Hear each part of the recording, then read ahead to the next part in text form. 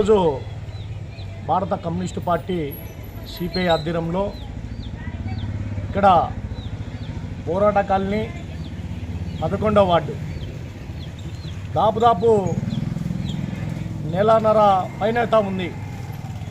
Drainage నీళ్ళన్నీ బయటకు వచ్చి ఇక్కడ ఉండేవాళ్ళు నివాసం చాలామంది ఇక్కడ పోరాట కాలనీకి మెయిన్ రోడ్ ఇది, కానీ ఇక్కడ నీళ్ళు ఒక కుంట మాదిరి ఏర్పడినాయి. అంటే ఇట్లా ఈ సందులో పెట్టోళ్ళు పోలేకోకుండా చాలా ఇబ్బందులు పడుతూ ఉన్నారు. ఇక్కడ చుట్టుపక్కల ఉండే వాళ్లకు చాలా అంటే వాసనకు భోజనం చేయలేని పరిస్థితి. కానీ మున్సిపాలిటీ అధికారులు నిద్రపోతున్నారని చెప్పి ఈరోజు భారత కమ్యూనిస్టు పార్టీ సిపిఐగా హెచ్చరిస్తూ ఉన్నాం. మీకు ప్రజలు ఓట్లు లేదని చెప్పి ఈరోజు భారత కమ్యూనిస్టు పార్టీగా హెచ్చరిస్తూ ఉన్నాం. ఈ వార్డు కౌన్సిలరు ఆమె మరి ఎక్కడుందో ప్రజలు ఓట్లేసి గెలిపించారు. మరి వార్డు కౌన్సిలర్ అంటే ఒక సేవకురాలు. మరి ఇవన్నీ వార్డులో ఏం జరిగేటివన్నీ కూడా మున్సిపల్ కమిషనర్ గారికి ఒక ఆయనకు రిపోర్ట్ ఇవ్వాల. ఆ రిపోర్ట్ ఇచ్చిన వెంటనే మున్సిపల్ అధికారులు వచ్చి ఇక్కడ స్పందించాల. కుళాయి పన్ను కట్టడం లేదా ప్రజలు? ఇంటి పన్ను కట్టడం లేదా ప్రజలు? చెత్త పన్ను కట్టడం లేదా ప్రజలు?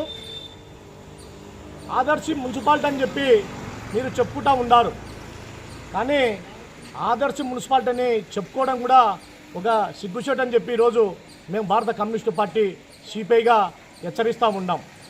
ఇక్కడ 11వ వార్డే కాదు, ఓవరాల్గా టౌన్ అంతా కూడా ఇవాళ డ్రైనేజ్ ఫెయిల్యూర్ అయిపోయింది. ఎన్ని మాటలు కూడా కమిషనర్ గారికి చెప్పినా కూడా ఆయన నిమ్మకు నీరెక్కినట్టు కూడా లేదు. మీరు ఇట్లే వరిస్తే కన్నా రాబోయే ఎన్నికల్లో ప్రజలే బుద్ధి చెప్తారు మీకు. మీరు ప్రజలతో ఓట్లు వేయించుకున్నారు, వెంటనే ప్రజలకు సేవ చేయండి, ఇలాంటి మంచి పనులు చేయండి, ప్రజలను ఇబ్బందులు పెట్టద్దండి. చైర్మన్ గారి దృష్టికి, ఎమ్మెల్యే గారి దృష్టికి కూడా తీసుకుపోతాం. వెంటనే ఇది అరికట్టాలి. ఈ డ్రైనేజ్ విషయము గతంలో వైఎస్ఆర్ గవర్నమెంట్లో కూడా అనేకమైన ఉద్యమాలు చేశాం ఈ డ్రైనేజ్ విషయంలో. మరి పెన్నా నదిలో కూడా వైఎస్ఆర్ గవర్నమెంట్ ఉంటే ఇప్పటికి కూడా పెన్నా నది మురికి నది అయిపోయింది. దాన్ని కూడా పట్టించుకుంటే నాదులు లేరు. భారత కమ్యూనిస్టు పార్టీగా అప్పటికి ఖండిస్తూ ఉండాం, ఆ వైఎస్ఆర్ గవర్నమెంట్లో ఇప్పటికీ ఖండిస్తూ ఉండాం. మీరు తక్షణమే డ్రైనేజ్ విషయంలో స్పందించాలా, లేదంటే కన్నా ప్రజలతో మున్సిపల్ ఆఫీసు ముట్టడి చేస్తామని చెప్పి భారత కమ్యూనిస్టు పార్టీగా డిమాండ్ చేస్తూ ఉండాం.